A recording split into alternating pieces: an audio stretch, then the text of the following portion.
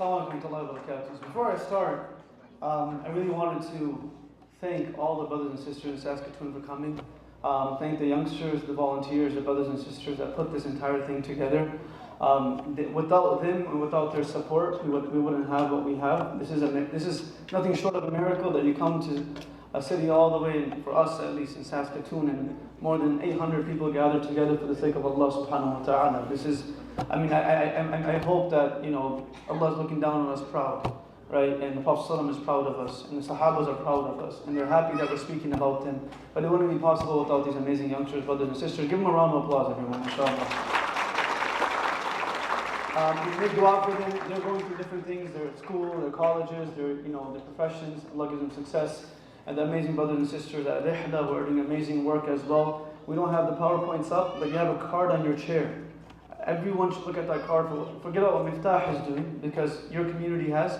Your masjid's here, you have an institution here. Look at what they're doing. Try to join them for the different events. Try to be a part of what they're doing. There's a QR code on that specific thing that they have. Look at it, try to take a screenshot of it, and support them in all their amazing work. The mashayikh here that spoke earlier, recited the Quran earlier, they're the ones serving in these communities, so we wish for you to be a part of whatever they're doing, inshallah ta'ala. And as for Miftaah, we have different things online, you can check it out, nothing too special. But if you wish to come in the winter, and leave your winter and come to a softer winter in Michigan, we have something called a Seerah Intensive.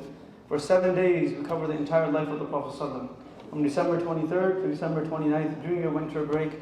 These amazing brothers and sisters came last year, and that's why we're here today. I encourage and urge you all, think about it, it's a break, come down, and whoever came, you can ask them how they felt. Inshallah, it'll make you fall in love with the Prophet, inshallah ta'ala. Alhamdulillah Rabbil Alameen wal aqwatul muttaqeen wa salatu wa salamu ala ashraf al-anbiya wal mursaleen Sayyidina Muhammadin Nabiyyil Alameen alladhi ismuhu maktuban fil Injili wa Tawrati amma ba'd. فقد قال الله تعالى في كتابه العزيز بعد أعوذ بالله من الشيطان الرجيم بسم الله الرحمن الرحيم رجال صدقوا ما عاهدوا الله عليه فمنهم من قضى نحبه ومنهم من ينتظر وما بدلوا تبديلا وقال تعالى في مقام آخر محمد رسول الله والذين معه أشداء على الكفار رحماء بينهم تراهم ركعا سجدا يبتغون فضلا من الله ورضوانا وقال النبي صلى الله عليه وسلم أصحابي كالنجوم بأيهم اقتديتم اهتديتم أو كما قال النبي صلى الله عليه وسلم. And your brothers, sisters, elders and youngsters, it is without a fraction of a doubt that regardless of where you look in the world and which classroom you look at in this world, regardless of the methodology of the institution, regardless of the type of students in that university, regardless of what type of school it is, regardless of where in the world it is, every single classroom will have two types of students. They will have two types of students. There will be a type of students who prosper, who succeed, who are honor roll students, who are appreciated and who are recognized by the world and for those that come after them. And there's always a second type of student. There's always a second group of students that struggle to make it, that hardly pass their exams, that fail when they stagger their way forward, regardless of how great the professors are, regardless of which institution they may be studying in. There will always be both of these types of students. That is the nature of a classroom. That is the nature of an institution. My dear brothers and sisters, there is only one classroom, one institution, since the start of time till the day of judgment, where every single student was an honor roll student. Every single student was prosperous. Every single student was a guiding light. Every single student was someone to be remembered. And this was the classroom of the Prophet ﷺ. Classrooms are great. Institutions are great. Not because of their inclusivity, but because of their exclusivity. Harvard is not Harvard because of who they let in. They're Harvard because of who they leave out. This classroom was not great because there was one group of youngsters or adults or brothers or sisters. It was great despite its inclusivity. It was great despite the youth that were within it. It was great despite the fact that there was so much diversity. It was great despite the fact that there were no two people who were exactly the same, who had the same experiences, who had the same education, who had the same background. Great systems are built because there's consistent people within the system. That they have a similar background. They're very similar in their skill sets. They're very similar in their abilities. And that similarity of theirs, we believe, creates a very consistent outcome in production that makes a great corporation, that creates a great organization. But this system was built not to benefit from their people. It was built to benefit the people. Every system in this world, the greatness and the relevance of it depends upon the people that populate it. You remove the students that go to universities and the great professors that teach within those universities, you have no university. Because the university is a beneficiary of the students. You remove the employees that work in those Fortune 500 companies, they remain not a Fortune 500 company because they are the beneficiaries of their employees. The only system in this world which is not a beneficiary of its people is a system of deen. لو أن أولكم وآخركم وجنكم وإنسكم كانوا أتقى على قلب رجل واحد ما زاد ذلك في ملك شيئا. If every single one of you, Allah subhanahu wa ta'ala says in Hadith al-Qudsi, if every single one of you, humans, jinn, from the beginning of time till the end of time, became as pious as Abu Bakr radiyallahu anhu, it would not increase in my honor one bit. Allah is Allah. Deen is deen. ألا إن الدين عند الله الإسلام. ألا إن كلمة الله هي العليا. This classroom was great despite its differences. Despite every single thing that wasn't present that makes our systems unique and special. Despite every single concept that we look for in our organizations. Who will look for a Bilal to be a part of their shura? Who will look for a Khabbab to be a part of their family? Who will look for a Suhaib al-Rumi to be a part of their system? Who will look for these youngsters?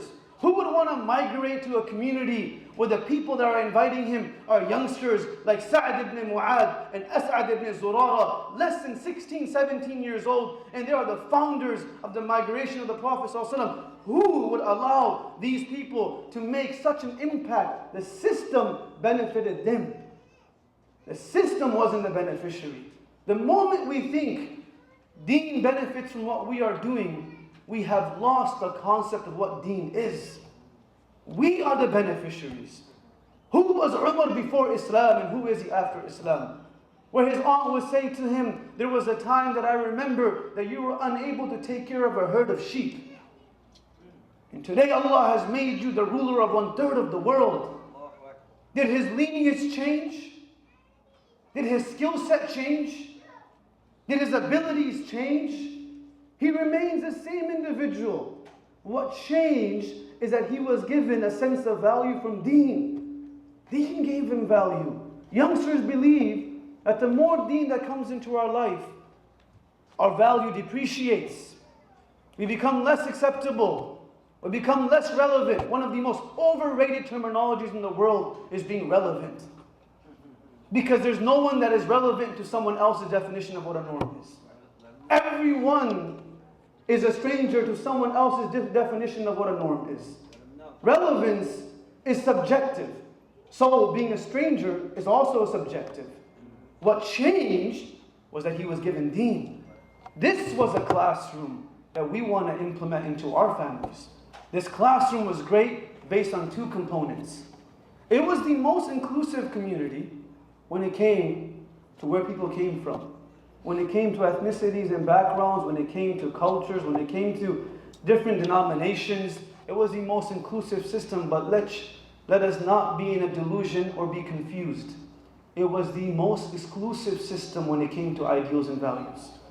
The greatness of our classroom was based on inclusivity of how people looked, not what they believed in.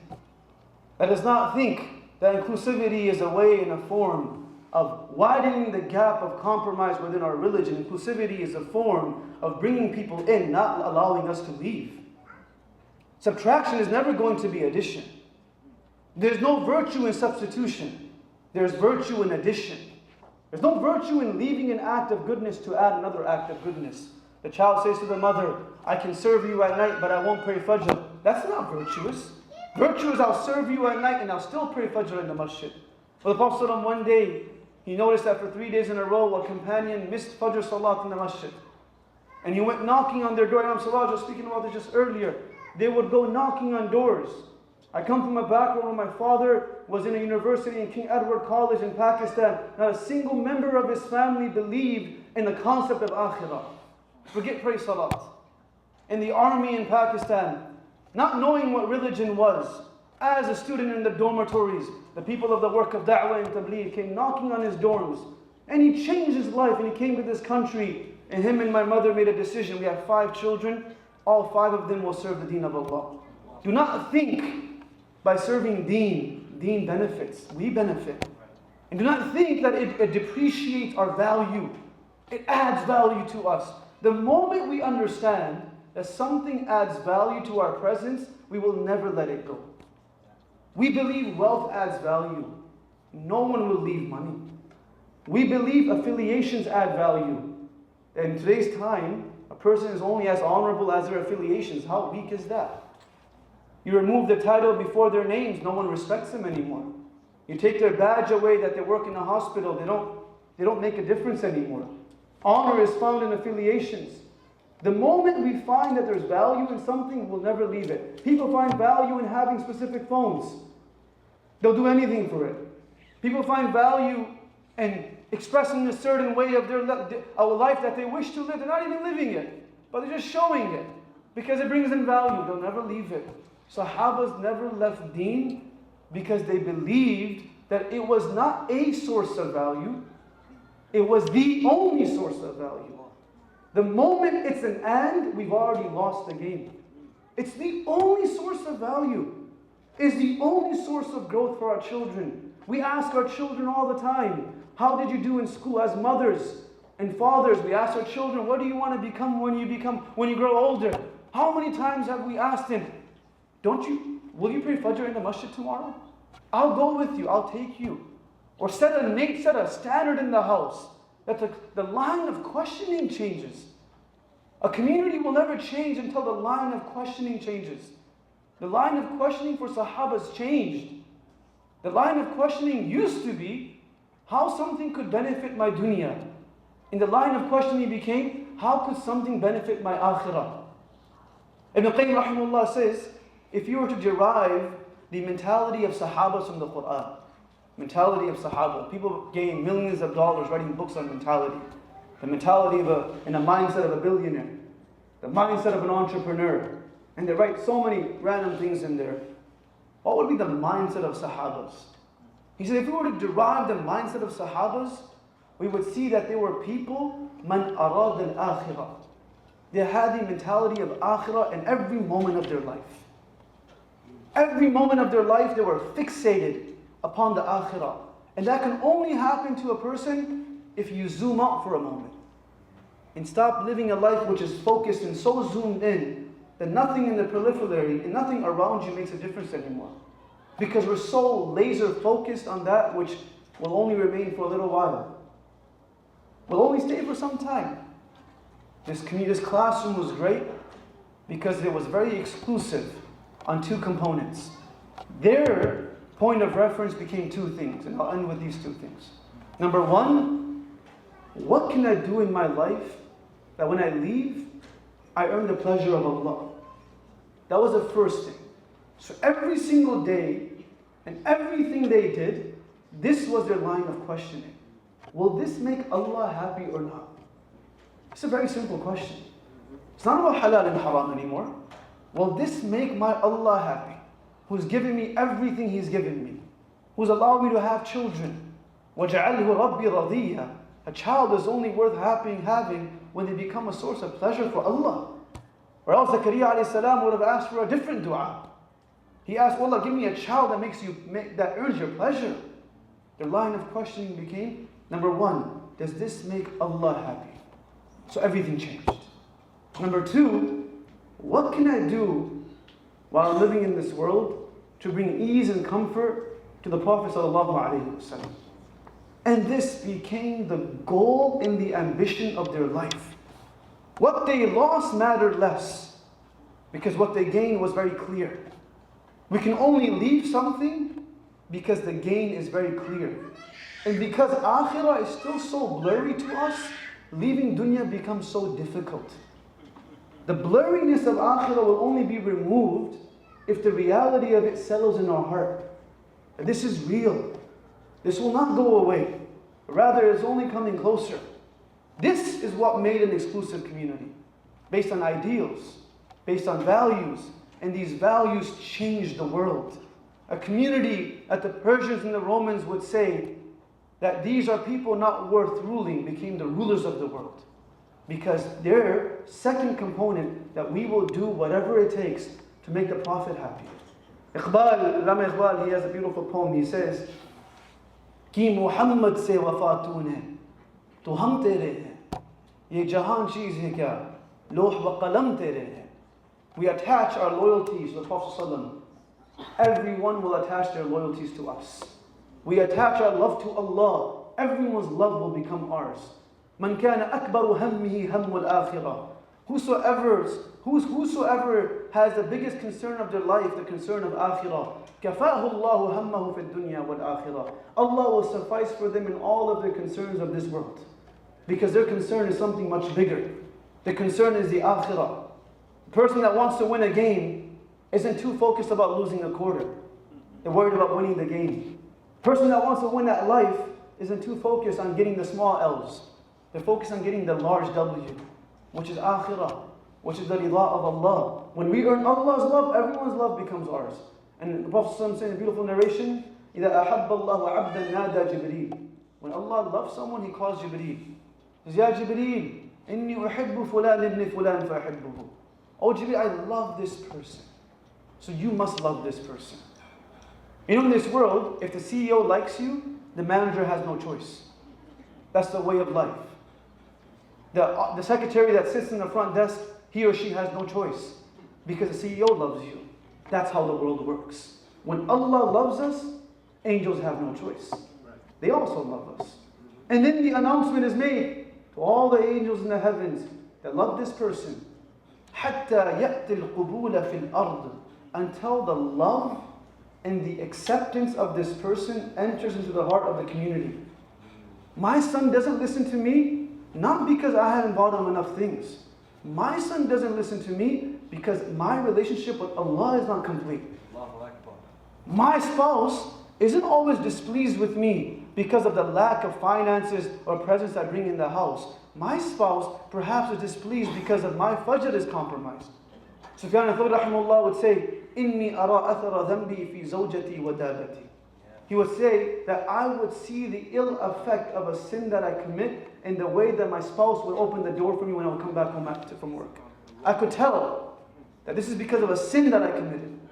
And then he would say to her, to his wife or his mother or husband or father, regardless of what the relationship is, Amhilni, give me a few minutes so I can pray 2 raka'ah to Allah.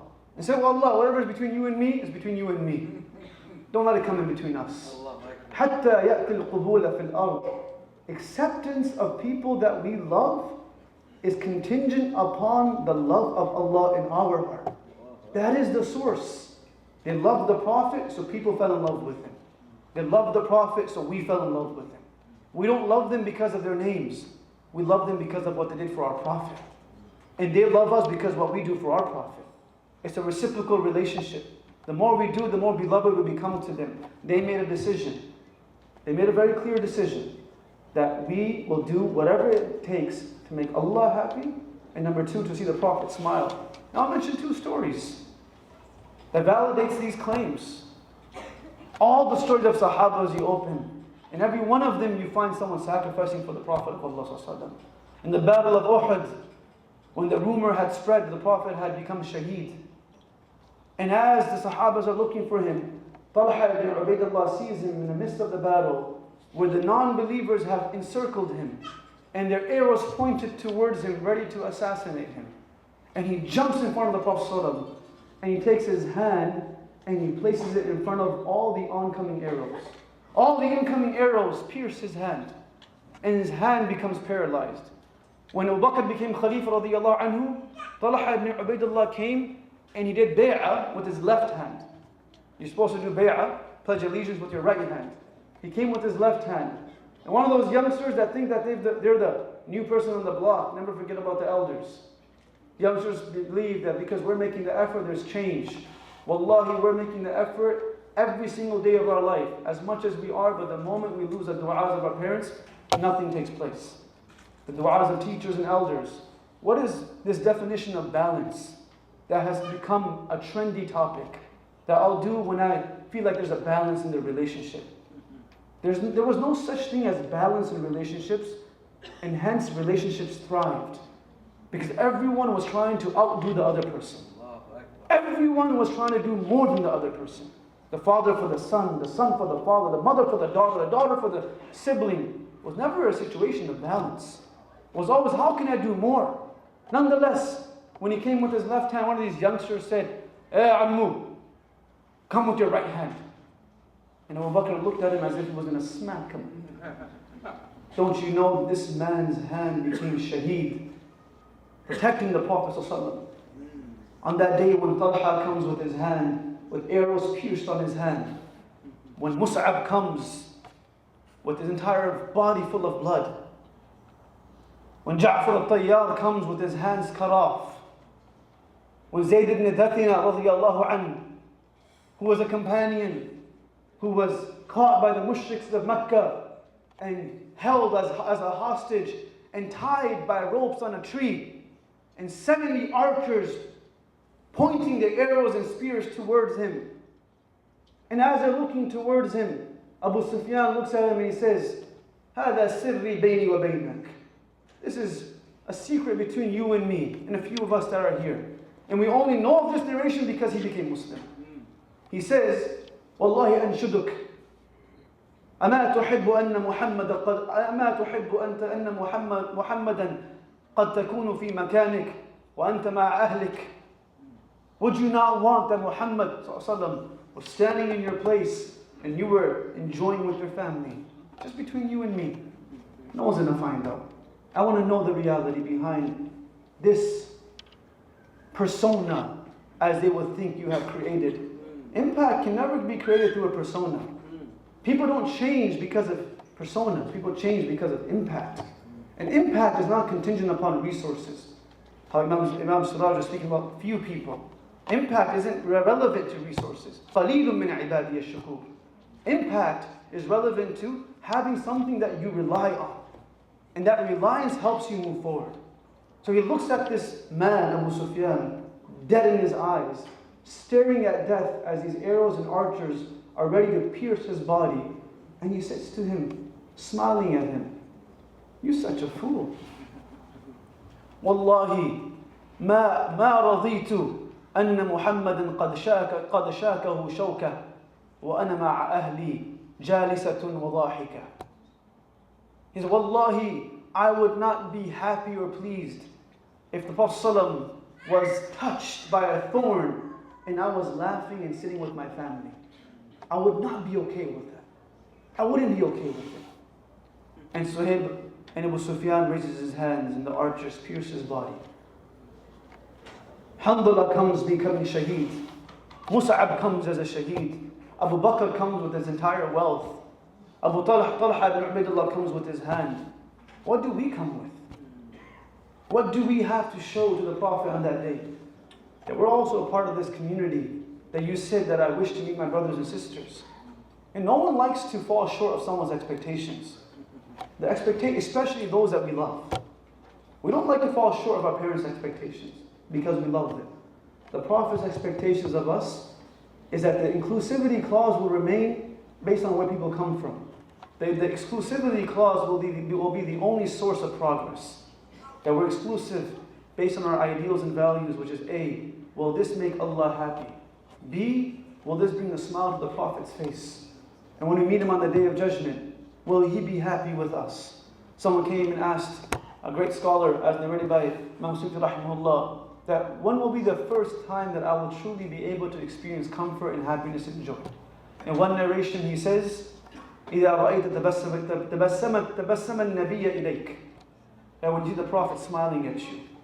Another narration he says, أَوَّلُ قَدَمٍ فِي الْجَنَّةِ. The first step you take into Jannah. So my dear friends, brothers and sisters, we leave this conference with pain in our heart. Pain not because something is wrong physically, pain because how many more people will benefit from this deen if we simply give it to them? How many more people will enjoy the experience of salat if they knew how to pray it? How many more people would enjoy becoming Muslim if they knew we were Muslim? In the States, they did a survey in 2017 and it said 85% of Americans have never met a Muslim in their life. I know census and surveys are so off, but this one is really off. 85% of Americans think that they haven't met a Muslim. But the person serving them at Walmart is probably a Muslim. The salesman at GM is probably a Muslim. The physician that serves them in the hospital is probably Muslim. But they haven't seen the connection. Because we always refer to the goodness that we have to other things other than deen. We say that we're physicians because our parents put us into med school. We say that we're successful because of our education. And whenever we struggle, why don't you have a big house? Because interest is haram. Why aren't you in a higher position at work? Because networking with alcohol is haram. Everything negative refers back to deen. Everything positive refers back to us and everything else. How will people look at deen in a positive light when we only refer to it in a negative light? Something can only be honorable because the people that own it honor it themselves.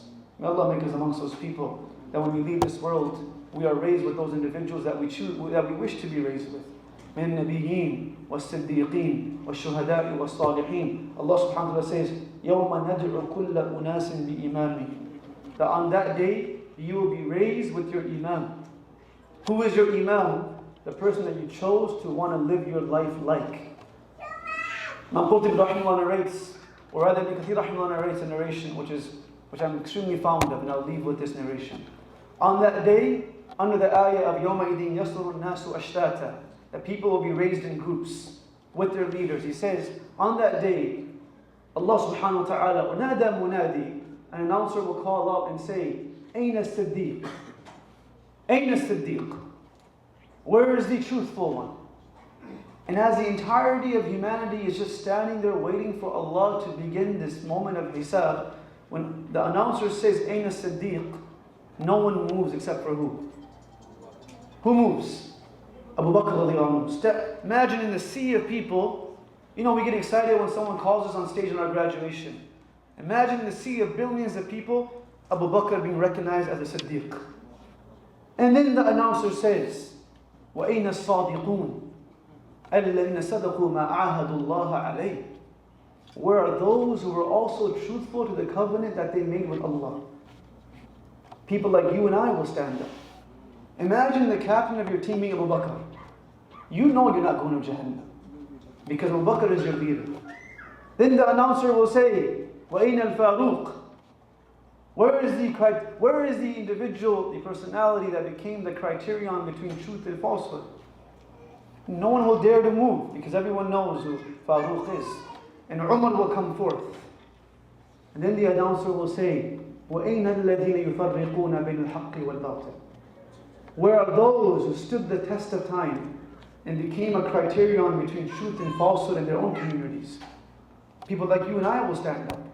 That we didn't simply want to assimilate because it was cool. We wish to assimilate because it brought impact. We wish to assimilate because it allowed them to see the goodness that we possess, not to be impressed by their goodness. My father would always tell us as kids, you can never be the da'i in the mad'u. You can never be the caller and the one being called. You have to choose. Am I the inviter or am I the invitee? And the inviter always has the upper hand because he's the da'i. He has something that he believes the other person doesn't have. And now just the psychology of that will make that person want it. And then the announcer will say, وَأَيْنَ صَاحِبُ الْحَيَاءِ وَالْجُودِ وَالْكَرَمِ. Where is the possessor of modesty, generosity, kindness? In the sea of billions of people, Uthman radiallahu anhu will stand up. And then the announcer will say, where are those in the midst of immodesty, in the midst of difficulty, in the fitan of our times, they chose to remain modest. Not simply with their clothing, how they talk to their parents. How can a person claim they have good character. If the Tim Hortons lady or brother likes them, but their parents don't like them, it's not good character. That's called compensating, because you know you're losing somewhere else. It's compensated. Then the announcer will say, وَأَيْنَ صَاحِبُ الشُّجَاعَةِ? Where is the most brave and intelligent one? The combination, Imam Suyuti says, the combination of bravery and intelligence, brawn and brain, was Ali radiallahu anhu. And Ali will stand up. The announcer will say, where are all of those that are brave in front of the difficulties of this world? The announcer will say, where is the leader of the youngsters of Jannah? And Hassan and Hussein will stand up. And then the announcer will say, where are those youngsters who passed away as youngsters holding on to their deen? And youngsters will stand up behind him. The announcer will say, where is the leader of the women of Jannah? And Fatima and Maryam and Asiya and Khadija will stand. And our sisters will stand with them, because the announcer will say, where are the leaders of the women of this ummah? So my dear friends, just because we weren't there doesn't mean that we can't make it. Just because we weren't present doesn't mean that we will never be present. Just because we weren't there at that time doesn't mean that we won't be there later. We believe in وَالسَّابِقُونَ السَّابِقُونَ أُولَٰئِكَ الْمُقَرَّبُونَ. As Hassan al-Basri rahimahullah says, in every generation there will come a people who will be the front runners, the holders of deen, and they will be attached to the sabiqun of the Sahabas. The wealthy ones who were generous will be attached to Abdul Rahman ibn Auf, and so on and so forth. And this discussion can continue, but we end by saying, we weren't there, but we can believe that if we continue struggling for this deen, we will definitely be there. And the value that we possess is contingent upon the deen, the value of deen we have in our life. The value that our children will have for deen is based upon how much we encourage them and create an environment that allows them to fall in love with deen. Let us not be delusional that our children will be Muslim because we're Muslim. You guys live in Canada, we live in America. There's a city, Laklabish, Edmonton, there were Muslims in the 1800s. Their graves have Muslim names on it, but the children are not Muslim, right next to us. Right next to us. It's not Spain. It's not Pakistan. It's our own cities. So if we believe that deen was inherited, then we are delusional. Deen is given. It's a gift. And the gift can only be given to someone because the person themselves value it, and the person they're giving it to also starts to value it. May Allah make us amongst those people. Wa akhiru da'wana alhamdulillahi rabbil alamin. Assalamu alaikum wa rahmatullahi wa barakatuh.